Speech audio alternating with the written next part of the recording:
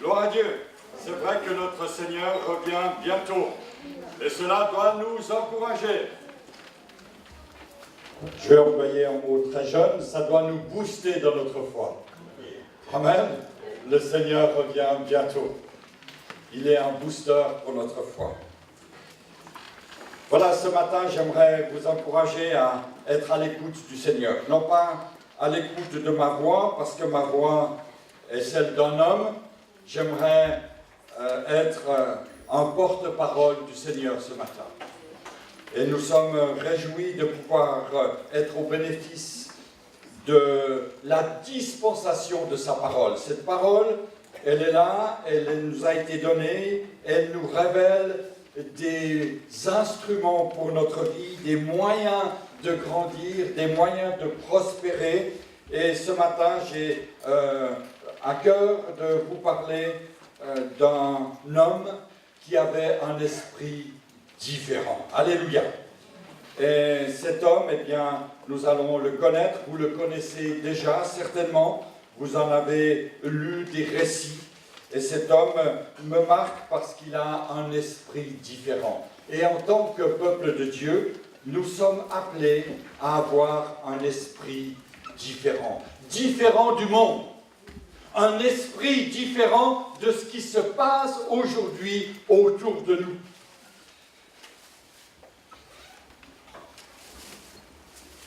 Dans le livre, la lettre de Paul à Timothée, la deuxième lettre de Paul à Timothée, il nous est parlé d'avoir un esprit différent. Et parce que nous pouvons avoir un esprit différent, nous pouvons remporter la victoire. Nous sommes appelés à être des vainqueurs avec un esprit différent. 2 Timothée, au chapitre 1er, verset 7. 2 Timothée, chapitre 1er, verset 7. Ce n'est pas un esprit de timidité que Dieu nous a donné, mais un esprit de force, d'amour et de sagesse. Alléluia. Et puis, dans la version parole vivante qui est affichée ici à l'écran, le texte un petit peu différent qui met en valeur certains mots. Et j'aime beaucoup ce texte, parole vivante. Même verset, 2 Timothée, chapitre 1, verset 7. Ce n'est pas un esprit de timidité, de lâcheté ou de défaitisme que Dieu nous a donné, mais un esprit de courage, d'amour et d'enthousiasme. C'est un esprit actif et aimant qui nous rend forts et aimants. Il nous donne un jugement saint et une parfaite maîtrise de nous-mêmes. Alléluia! Et combien de fois nous ne sommes plus très bien maîtres de nous-mêmes. Nous disons, nous faisons des choses que nous regrettons. Parce que notre esprit n'est pas entièrement différent. Et lorsque Jésus nous a présenté le royaume de Dieu, il a montré que ce royaume obéissait à des règles, à des lois différentes. Nous ne sommes pas dans des lois humaines. Nous sommes dans le plan de Dieu. Il y a des principes spirituels différents de ceux du monde. On a d'ailleurs employé un mot, une théocratie, pour définir le principe de régence de Dieu, de direction de Dieu. Et ces lois et ces principes que nous sommes appelés en tant que chrétiens à avoir, à adopter, à pratiquer dans nos vies ne peuvent être respectés que par ceux qui ont été régénérés, c'est-à-dire ceux qui ont été transformés, ceux qui ont reçu la grâce de Dieu dans leur vie. Évangile de Jean, chapitre 3, et au verset 3, il nous est dit, en vérité, je te le dis, si un homme ne naît de nouveau, il ne peut voir le royaume de Dieu. J'ose espérer que ce matin, nous sommes tous nés de nouveau. Et si jamais ce n'était pas le cas, et que vous vous posiez des questions comme Nicodème par rapport à cette nouvelle naissance, j'aimerais vous inviter à ne pas quitter de ce lieu sans avoir une réponse à votre interrogation. Avoir un esprit différent. Avoir un esprit différent pour être pleinement dans les principes divins, les principes de Dieu. Vous savez, dans notre vie, beaucoup de choses dépendent de notre position. En équitation, en moto, en vélo, aujourd'hui il y a le Tour de Romandie. C'est une question d'équilibre, le vélo. La moto aussi, l'équitation aussi, le ski aussi, la marche aussi, n'est-ce pas, Roland? C'est une question d'équilibre tous les jours. Et quand on n'a pas l'équilibre, quand on a une mauvaise position, eh bien, nous pouvons chuter. Et parfois, il nous suffit de changer notre position pour que nous arrivions à faire certaines activités, à changer notre attitude, à changer notre place, à changer notre regard, à changer notre appui, à changer notre façon d'être. Cela permet par la suite de faire d'autres choses et de mieux les faire. Avoir un esprit différent va obligatoirement générer en nous avoir une attitude différente. Voire même un cœur différent, un cœur changé, où le cœur de Pierre tel que j'ai, eh bien, va diminuer, va se dissiper, et Dieu va nous donner un cœur d'amour. Alléluia. Et l'histoire de Caleb, que nous allons voir ce matin, nous montre combien, avec un esprit différent, une mentalité différente, une attitude différente, les choses dans notre vie peuvent changer. Et je suis certain que tout le monde dans sa vie aimerait que les choses changent. Pas seulement dans son mari ou dans sa femme, ou dans son voisin, mais dans notre cœur, que les choses changent. Avoir un esprit différent. C'est important, mais c'est parfois tellement difficile d'être différent de la multitude qui est à côté de nous, notre ambiance de travail, nos collègues de travail, ce qui fait notre quotidien, être différent. Et nous allons découvrir cette histoire de Caleb et de Josué, ces deux hommes qui finalement vont être des catalyseurs pour tout un peuple. Des catalyseurs, mais qui n'ont pas forcément réussi du premier coup. Nous allons regarder, si vous le voulez bien, cela ensemble. Je lirai en introduction un seul verset. « Mon serviteur Caleb a été animé d'un autre esprit, et il a suivi ma voie. Je le ferai entrer dans le pays où il est allé, et ses descendants le posséderont. » Alléluia. L'Éternel dit que Caleb, son serviteur, avait un esprit différent. Faisons une lecture dans le livre des Nombres, au chapitre 13.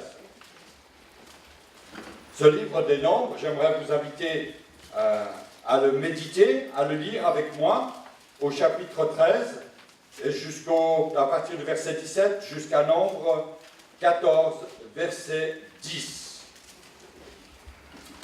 Et si vous nous écoutez par Internet, j'aimerais aussi vous donner l'occasion d'écouter et de lire ces passages. Ils sont extrêmement instructeurs pour nous. Nombre 13, à partir du verset 17. Moïse les envoya pour explorer le pays de Canaan, et il leur dit, « Montez ici par le midi, et vous monterez sur la montagne.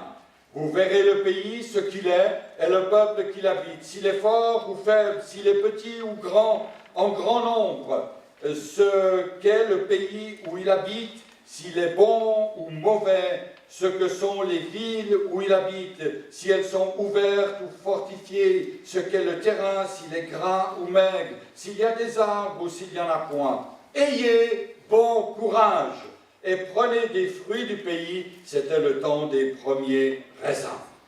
Ils montèrent et ils explorèrent le pays, depuis le désert de Tsin jusqu'à Rehob, sur le chemin de Hamath.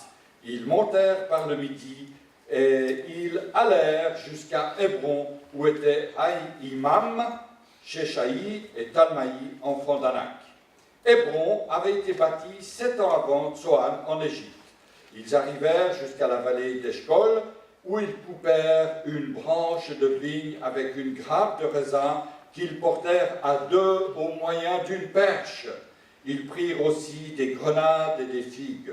On donna à ce lieu le nom de vallée d'Eshcol, à cause de la grappe que les enfants d'Israël y pèrent. Ils furent de retour de l'exploration du pays au bout de 40 jours. Alors arrivés, ils se rendirent auprès de Moïse et d'Aaron et de toute l'assemblée des enfants d'Israël à Kadès dans le désert de Paran. Ils leur firent un rapport, ainsi qu'à toute l'assemblée, et ils leur montrèrent les fruits du pays. Voici ce qu'ils racontèrent à Moïse. Nous sommes allés dans le pays où tu nous as envoyés. À la vérité, c'est un pays où coule le lait et le miel, et en voici les fruits. Mais le peuple qui habite ce pays est puissant, les villes sont fortifiées, très grandes. Nous avons même vu les enfants d'Anak, les Amalécites, habitent la contrée du Midi, les Hessiens, les Jébusiens, les Amoréens habitent la montagne, et les Cananéens habitent près de la mer, le long du Jourdain. Caleb fit taire le peuple, qui murmurait contre Moïse. Il dit, montons, emparons-nous du pays, nous y serons vainqueurs. Mais les hommes qui étaient allés avec lui lui dirent, nous ne pouvons pas monter contre ce peuple, car il est plus fort que nous. Et ils décrièrent devant les enfants d'Israël le pays qu'ils avaient exploré. Ils dirent, le pays que nous avons parcouru pour l'explorer est un pays qui dévore ses habitants. Tous ceux que nous y avons vus sont des hommes d'une haute taille, et nous y avons vu les géants, enfants d'Anak, de la race des géants. Nous étions à nos yeux et à leurs yeux comme des sauterelles. Chapitre 14. Toute l'assemblée éleva la voix et poussa des cris, et le peuple pleura pendant la nuit. Tous les enfants d'Israël murmurèrent contre Moïse et Aaron, et toute l'assemblée leur dit, que ne sommes-nous morts dans le pays d'Égypte, et que ne sommes-nous morts dans ce désert? Pourquoi l'Éternel nous fait-il aller dans ce pays où nous tomberons par l'épée, où nos femmes et nos petits-enfants deviendront une proie? Ne vaut-il pas mieux pour nous retourner en Égypte? Et ils se dirent l'un à l'autre, nommons un chef et retournons en Égypte. Moïse et Aaron tombèrent sur leur visage en présence de toute l'assemblée réunie des enfants d'Israël, et parmi ceux qui avaient exploré le pays, Josué, fils de Noum, et Caleb, fils de Jephuné, déchirèrent leurs vêtements et parlèrent ainsi à toute l'assemblée des enfants d'Israël. Le pays que nous avons parcouru pour l'explorer est un pays très bon et excellent.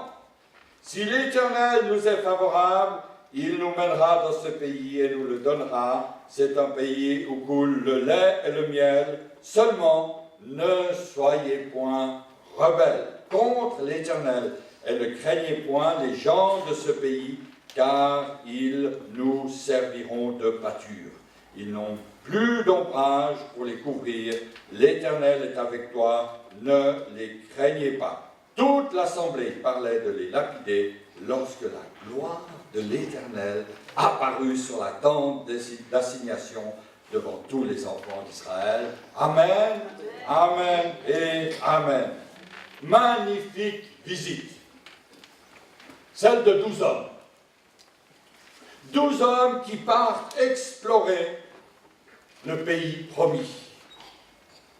Et cette visite a changé chaque personne qui composait le peuple.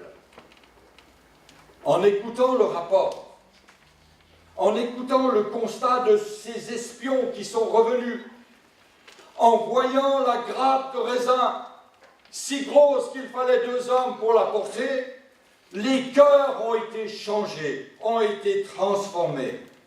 Mais malheureusement, ce jour-là, beaucoup ont eu leur cœur transformé dans le mauvais sens.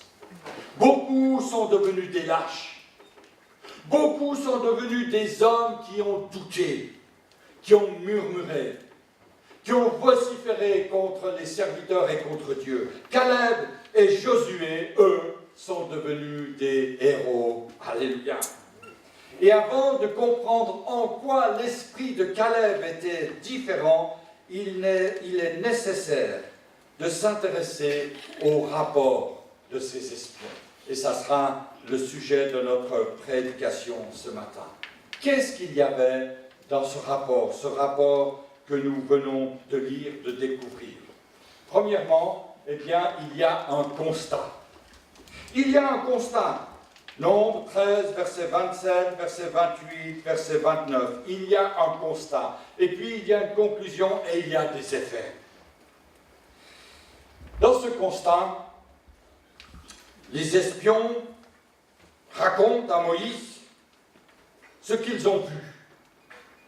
Verset 27, ils disent à la vérité, c'est un pays où coule le lait et le miel, et en voici les fruits. Ils apportent l'attestation de leurs propos. Leurs paroles sont authentifiées par une grappe de raisin immense. Mais il y a un mais dans ce rapport.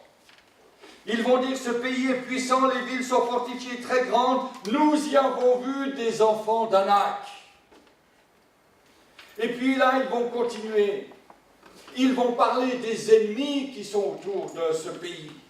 Ils vont parler des ennemis qui habitent ce pays. Ils vont parler de tous ceux qui ont fortifié ces villes et qui sont là et qui siègent en Seigneur. Dans ce constat, eh bien,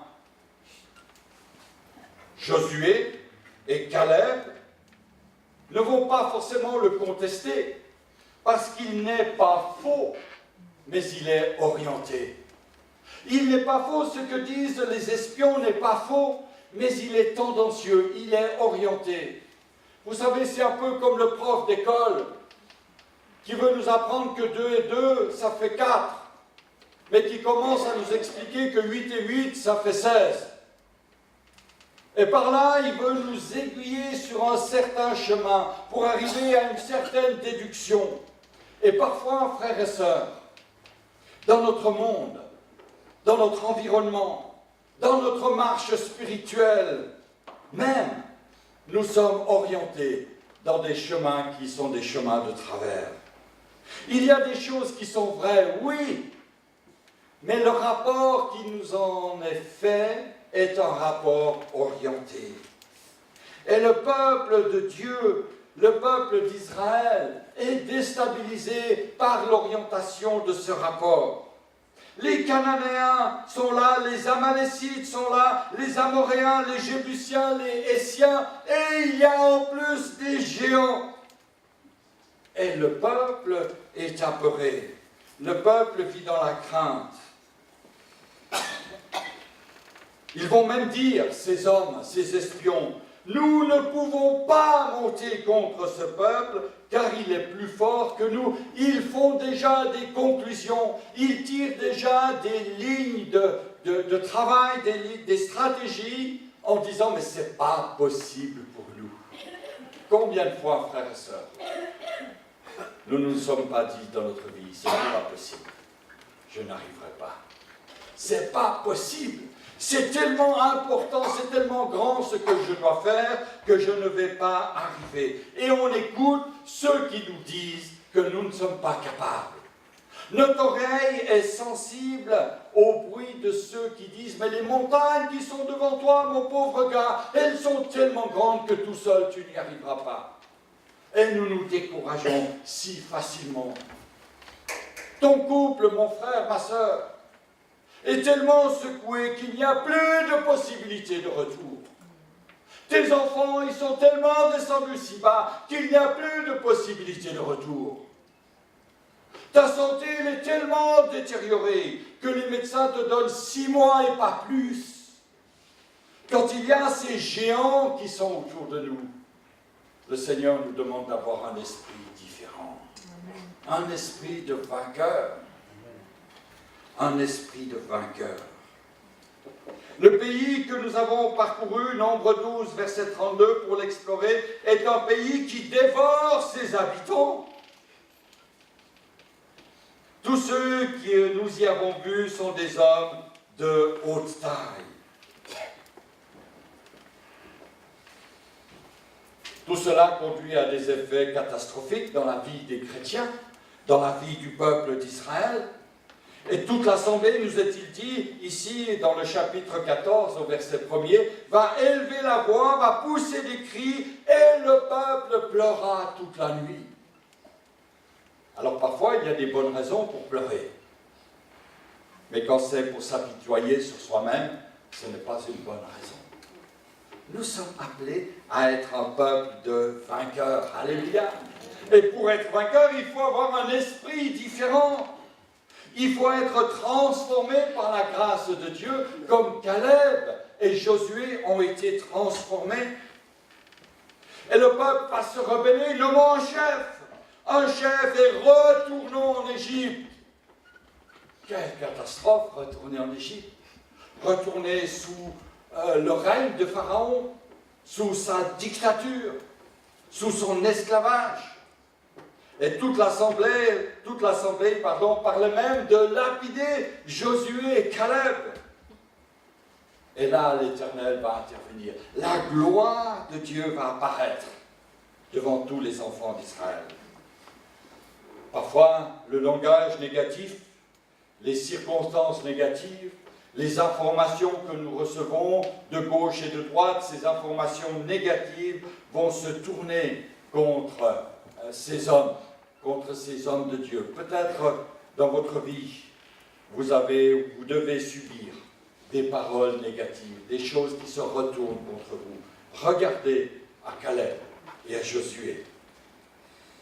Ces hommes qui, malgré les difficultés, sont restés droits devant le Seigneur. Et lorsque nous regardons à ces deux hommes, je vais vous faire apparaître sur l'écran ici un tableau très important. Je vais l'expliquer, je vais prendre un peu de temps pour expliquer ce tableau.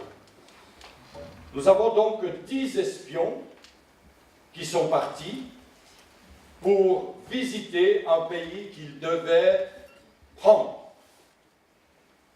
Les 10 espions sont partis avec Josué et Caleb. Josué et Caleb se situent, eux, ici, dans ce qui est vert. J'ai utilisé ces couleurs pour définir le bon du mauvais, le bon esprit du mauvais esprit, la bonne attitude de la mauvaise attitude. Ces 10 espions ici sont partis visiter un pays qu'ils devaient conquérir, qu'ils devaient prendre. Ils avaient devant eux un ordre de Dieu. Ils devaient prendre ce pays. Et puis, les deux autres espions, Josué et Caleb, ont vu les mêmes choses. Ils ont entendu les mêmes choses. Ils ont aussi été 40 jours. Ils n'ont pas fait de prolongation. Ils ont vu les géants. Ils ont vu le pays où coule le lait et le miel. Mais simplement, ils sont allés en visite vers un pays, dans un pays que Dieu allait leur donner. Alléluia. Et ça change tout. Ça change tout. La relation avec l'environnement, avec ceux qui sont en train de vivre, change tout dans nos vies. Est-ce que nous devons faire? Est-ce que nous devons exiger? Sommes-nous de ce côté-là? Je veux prendre, je veux avoir, je veux être béni, je veux être guéri, je veux être fortifié, je veux voir mes enfants faire ceci ou cela, je veux voir mon mari faire enfin la vaisselle et passer l'aspirateur. Je veux, Seigneur. Où est-ce que je me dis, Seigneur, les enfants que tu m'as donnés, ma famille que tu m'as donnée, le pays que tu m'as donné, les parents que tu m'as donnés sont une grâce. tu me les as donnés. Je n'ai aucune prérogative, aucun mérite. Tout est grâce, tout vient de toi. Et Seigneur, je veux entrer dans les promesses que tu me donnes. Alléluia. Je veux entrer dans tes promesses, Seigneur. Je veux aller là où tu me conduis, même s'il y a des géants. Même s'il y a des géants. Et là, ces deux hommes sont en opposition, si j'ose dire, avec 10 autres espions. Attention, majorité et minorité ne sont pas des indicateurs fiables dans le plan de Dieu.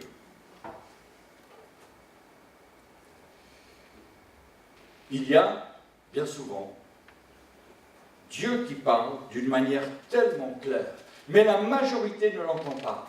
Parce que nous sommes facilement dans cette majorité-là. Nous devons faire. Nous pensons que, alors qu'il y a l'appel du Seigneur, la conviction du Seigneur, la promesse, la vision de Dieu qui est donnée dans ce cadre-là. Alléluia. Tous ont vu la même chose. Alors, qu'est-ce qui change? Je crois que ce qui a changé, ce sont les géants. Le regard que les espions ont posé sur les géants. Le problème du peuple, ce n'était pas la grappe de raisin. Ce n'était pas le pays où coule le lait et le miel. Le problème du peuple, c'était les géants. Et dans notre marche chrétienne, frères et sœurs, le problème, ce sont les géants. Les géants qui sont là devant nous. Ils avaient oublié, le peuple avait oublié, que Dieu était beaucoup plus grand que le plus grand des géants. Et que Dieu était de leur côté. Avons-nous cette assurance, frères et sœurs? Lorsqu'il y a la tempête dans notre chaumière, avons-nous l'assurance que Dieu est à nos côtés? Et si nous avons l'assurance qu'il ne l'est pas, c'est que nous devons changer quelque chose en nous. Nous devons avoir cette assurance que Dieu est là. Alléluia. Et pour que les choses changent, il nous faut regarder ces géants en face et les affronter avec foi. Ces géants qui sont là dans nos vies, dans notre quotidien. Je me suis intéressé un petit peu à ce qu'étaient ces géants. Alors j'ai trouvé une photo.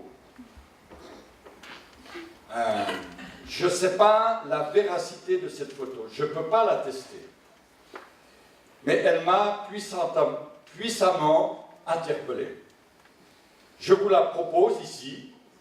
Libre à vous de la recevoir ou de ne pas la recevoir. Esprit fragile, fermez les yeux. Voilà les géants. 7,20 m. Un anak. Homme au long cou veut dire anak. Alors là, il n'y a pas que le cou qui est long. Hein. Vous voyez l'homme à côté. 7,20 m. Caleb, nous est-il dit, chassa les 3 fils d'Anak, Sheshaï, Aïma, Talmaï. Et il avait 85 ans. 85 ans. À Roland. On y va? On y va. Alléluia. Alors si Roland y va, nous pouvons tous y aller. Nous pouvons tous aller affronter ces géants. Et puis, la Bible nous dit, je fais là une petite parenthèse pour ceux qui aiment bien les particularités bibliques, Anak avait 3 fils. Référence, comparaison, similitude avec la Trinité. Ils copient, mais ils ne sont pas Dieu. Ils vont peut-être même vous effrayer et vous dire qu'ils sont Dieu, les géants qui sont à côté de vous, mais ils ne sont pas Dieu. Caleb a chassé ces 3 géants, montrant par là qu'il ne peut pas s'accommoder en tant que serviteur de Dieu avec des esprits différents. Quels sont ces 3 fils d'Anak? Nous allons rapidement les voir. Premièrement, Sheshaï. Sheshaï, c'est en tout cas pas un nom à donner à vos enfants. Je le précise, puisque, voilà, à un certain moment de la grossesse, on se pose la question, quel nom va-t-on donner à notre enfant? Donc ne m'amenez pas un enfant qui s'appellerait Sheshaï. Car Sheshaï veut dire blanchard. Cela fait penser à ce qui était blanc et qui l'est plus. Ce qui était béni et qui l'est plus. Ce qui était pur et qui l'est plus. Autrefois ça a été blanc, mais maintenant ça ne l'est plus. Ecclésiaste 9, verset 8 nous dit « Qu'en tout temps les vêtements soient blancs et que l'huile ne manque point sur ta tête. » Quelle est la couleur de notre vêtement, frères et sœurs? Est-ce que notre robe a un peu vieilli, a un peu jauni? Il n'y a que les pages de notre Bible qui peuvent jaunir, qui peuvent se défraîchir, parce qu'on les tourne et les retourne. Mais notre habit de sainteté ne doit pas jaunir. Et là, cet homme, ce Sheshaï, préfigure l'histoire, la vision du compromis. Deuxième homme, Ahiman, don d'un frère.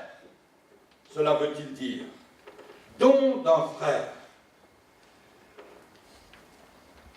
Ahiman fait penser à un don. Il fait penser à la générosité. Mais ce n'est qu'une ressemblance.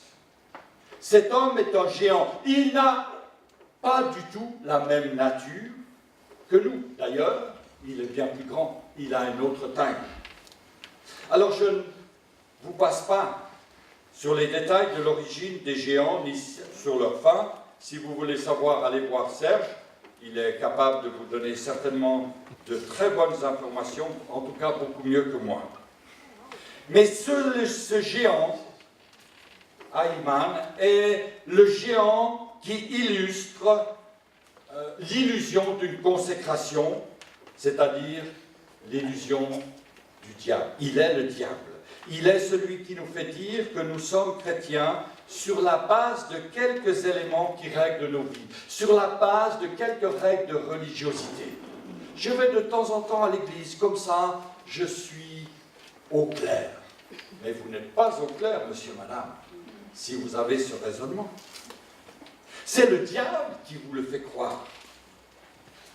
Il vous donne l'illusion, il nous donne l'illusion d'être consacrés, alors que nous ne le sommes pas.